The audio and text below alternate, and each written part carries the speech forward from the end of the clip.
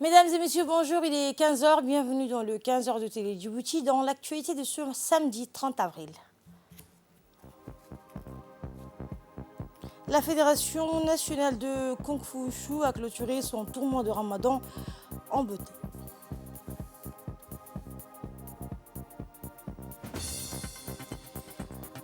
Et la plateforme pétrolière Made in Angola bientôt disponible. Bonjour et merci de nous accueillir chez vous à l'occasion de la fête du travail le 1er mai 2022. Demain, le ministre du Travail, chargé de la réforme de l'administration, s'est adressé aux travailleuses et travailleurs djiboutiens à travers un discours. Le ministre du Travail, avant de souhaiter une bonne et heureuse fête du travail de la Eid al-Fitr, est revenu sur l'année FIP qui va poursuivre sa politique de promotion des instruments d'insertion, des dispositifs visant à aider les jeunes diplômés à s'insérer sur le marché du travail à travers le stage d'initiation à la vie professionnelle. Le discours donc du ministre que nous aurons dans nos prochaines éditions. Dans l'après-midi d'hier, l'école primaire d'Ambouli a abrité une cérémonie de remise d'habits neufs à quelques 200 élèves issus des parents démunis. Cette cérémonie organisée par l'APE a été parrainée par le ministre de l'Éducation nationale et de l'enseignement professionnel, Moustapha Mohamed Mahmoud, qui était accompagné d'un parterre d'officiels issus d'horizons divers. La dite cérémonie rentre dans la première phase du projet intitulé Habiller un orphelin de l'APE qui en est à sa 7e année. Rappelant que quand il s'agit de rendre le sourire aux enfants, l'association est pionnière dans ce domaine à Djibouti. Ainsi, à l'école d'Ambouli, on pouvait constater de visu la joie et l'ambiance bon enfant qui régnait au sein de l'école. Après avoir lancé la traditionnelle cérémonie de distribution d'habits neufs aux enfants, le ministre et sa délégation sont allés visiter le point de cuisson du projet intitulé Djebel Espoir. Ce projet innovant et d'ampleur, le premier du genre à Djibouti, est mis en route par l'APE, qui a installé 3 sites de cuisine qui ont fourni durant tout le mois du Ramadan, 3 repas chauds à quelques 190 personnes démunies et nécessiteuses. Le ministre et les officiels qui l'ont accompagné n'ont pas manqué de féliciter les membres de l'APE qui ont mis sur les rails un projet d'une telle ampleur. À l'issue de la visite, les membres de l'association ont chaleureusement remercié le ministre de l'Éducation nationale et les différents donateurs qui n'ont ménagé aucun effort pour la réussite des projets susmentionnés.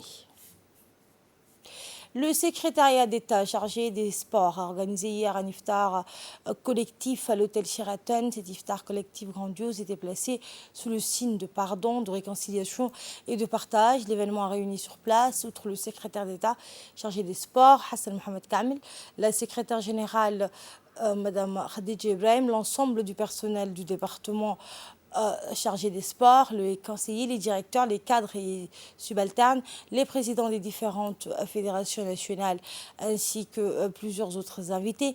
Après l'iftar, la prière, place à un dîner copieux qui a salivé donc les convives sur place, le tout ponctué par des prédications religieuses du cheikh Hussein Kahir portant sur l'importance et la particularité de ce mois béni du Ramadan. Dans une brève intervention, le directeur des sports a remercié toutes les personnes ayant répondu présent à cet iftar organisé par le secrétariat d'État chargé des sports qui a voulu, à travers ce geste, promouvoir un élan de pardon, de réconciliation et de moments de partage parmi les personnels.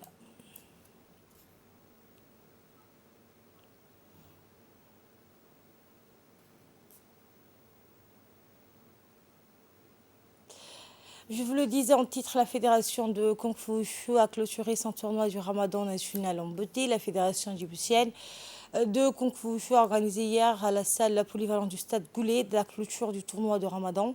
Une cinquantaine de sportifs, jeunes et moins jeunes, de différentes catégories des arts martiaux chinois, ont fait des belles démonstrations devant un public bien chaleureux. Ils ont rivalisé de talent et d'endurance en démonstration et combat. Outre la secrétaire générale du département en charge des sports, Khadija Ibrahim Idriss, la cérémonie a vu la participation du directeur adjoint du stade Goulet, Abdelkader Ahmed, du chef de service des régions, Hassan Kako, ainsi que plusieurs autres responsables et membres du département en charge des sports et de la fédération de Kung Fu Wushu. Les heureux gagnants ont obtenu des trophées et des médailles ainsi que des certificats des mains des officiels, du président de la fédération et des parents des jeunes pratiquants. Pour le président de la fédération djiboutienne de Kung Fu Wushu, Mohamed Ali, c'est une satisfaction d'avoir pu organiser le tournoi. L'organisation du tournoi est un défi que nous avons pu relever. Les compétitions étaient d'un très bon niveau, ce qui me fait dire que si nous avons la possibilité de participer à des compétitions internationales, nous n'avons rien à craindre, a-t-il indiqué. Originaire de la République populaire de Chine, le Kung Fu Wushu se perpétue de plus en plus à Djibouti grâce à l'engagement et la détermination des Djiboutiens œuvrant depuis des années dans la pratique de cette discipline sportive et surtout à la politique du secrétariat d'État chargé des sports axé sur la vulgarisation et la promotion des arts martiaux. Toute autre chose, après avoir été acheminé à bord du navire BBC Chartering, le nouveau ferry baptisé Mohamed Ali Gadile a été mis à l'eau hier dans l'après-midi, sorti des chantiers navals nippons il y a plusieurs mois. Le ferry à Mohamed Ali Gadile, du nom d'un ancien parlementaire et ancienne grande figure des chefferies coutumières du Nord, vient d'être mis à flot au port de Djibouti. Après avoir été mis à flot, le nouveau ferry a été accueilli par 2 remorques de la capitainerie du port de Djibouti en grande pompe et mouillé sur le quai 1 du port de Djibouti. Cette cérémonie de mise à l'eau de ce nouveau ferry baptisé Mohamed Ali Gadile a vu la participation du directeur des affaires maritimes, M. Ali Merah Shaham Daoud, ainsi que les responsables de la compagnie maritime. Le nouveau ferry va renforcer la liaison maritime entre Djibouti et les villes du nord du pays en augmentant la fréquence des dessertes et ce, même durant la période du vent fort venu de l'ouest appelé Hamsin. Le nouveau ferry a une longueur de 49,95 mètres d'une largeur de 11 mètres et pourra atteindre une vitesse maximale de 12 nœuds. Eh bien, l'octroi du deuxième ferry est un symbole fort du renforcement de la coopération entre Djibouti et le Japon, qui est palpable dans de nombreux domaines de la coopération entre les deux pays. Le directeur des affaires maritimes, M. Ali Merah Shaham, a dans une interview que notre équipe sur place a pu recueillir, salué la coopération djibouto-nippone, grâce à laquelle, depuis plusieurs années, le transport maritime national surfe sur la vague du succès. Nous l'écoutons.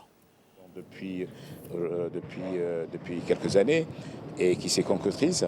Comme vous avez pu lire sur le livre toute la direction des affaires maritimes, c'est une joie extrême qui nous anime, une euphorie, un sentiment exaltant. Ce projet qui est un projet qui a été porté par le gouvernement à travers le ministère de l'Équipement et des Transports, et le fruit aussi de la coopération, le fruit de 3 ans de travail ardu, 3 ans de coopération, de collaboration avec nos partenaires, nos amis japonais, notamment la JICA. Et je voudrais, à travers cette occasion qui m'est donnée, saluer et exprimer notre reconnaissance au gouvernement japonais, rappelé par le ministre des Infrastructures et de l'Équipement, comme il a été dit et redit, va énormément contribuer et booster à l'économie de la région du Nord, avec une capacité qui est beaucoup plus importante que l'actuelle, mais aussi la politique de renforcement des capacités en matière de transport maritime et de cabotage national. Je saurais terminer l'occasion qui m'est donnée sans remercier son Excellence le ministre des Infrastructures et de l'Équipement, son Excellence Hassan Hamad Ibrahim, qui au lendemain de son arrivée à ce ministère a pris à cœur ce projet. De ma part, de ne pas pouvoir aussi avoir une pensée à ses prédécesseurs, son Excellence l'actuel ambassadeur Moussa Ahmed Mohamed, qui pendant son passage au ministère a appuyé ce programme. Et je pense aussi à son prédécesseur, Mohamed Abdelkader, qui, je rappelle, a été aussi dans la phase d'initiation de ce projet.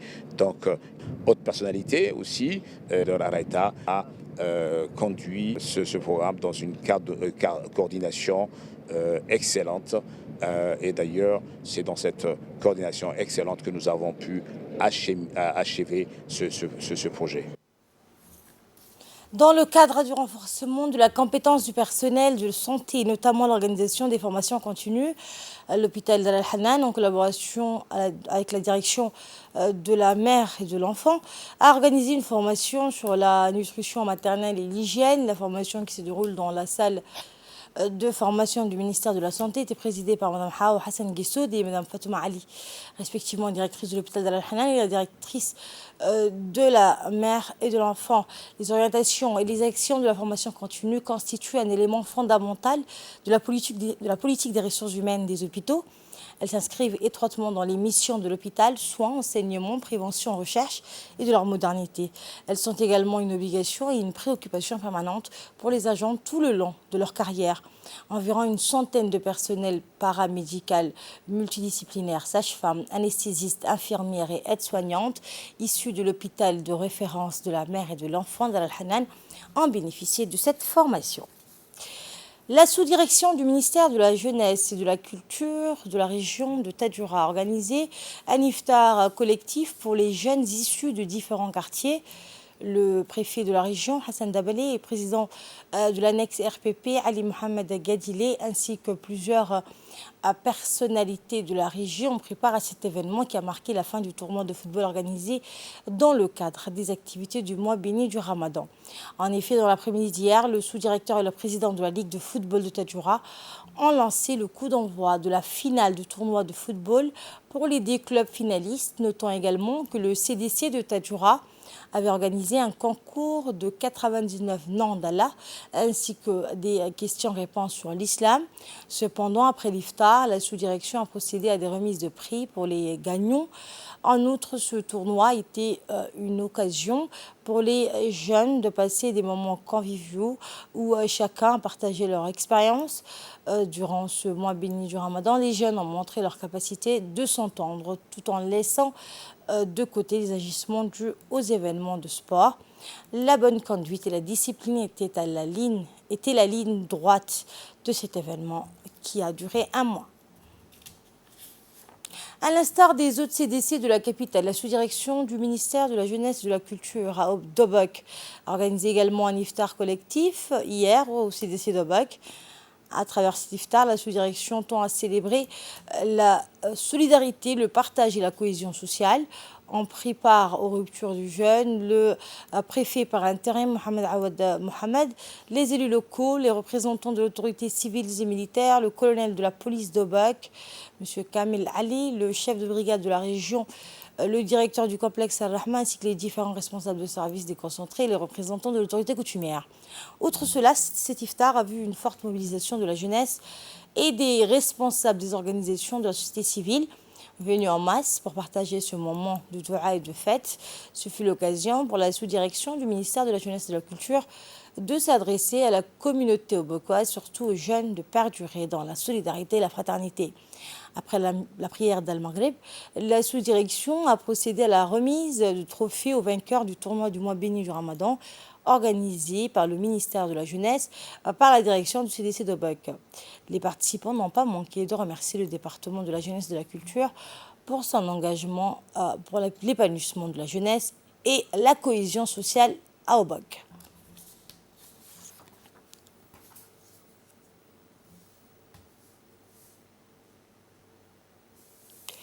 Organisation créée en 2004 par le chef de l'État, la fondation Diwan al-Zakat est un établissement public à caractère social rattaché au ministère des Affaires musulmanes et des biens Waqf. Elle est non seulement chargée de collecter et de distribuer les revenus de la zakat conformément aux préceptes du droit islamique, mais aussi de sensibiliser la population sur l'importance de la zakat, un des 5 piliers de l'islam. Voici un magazine de la rédaction.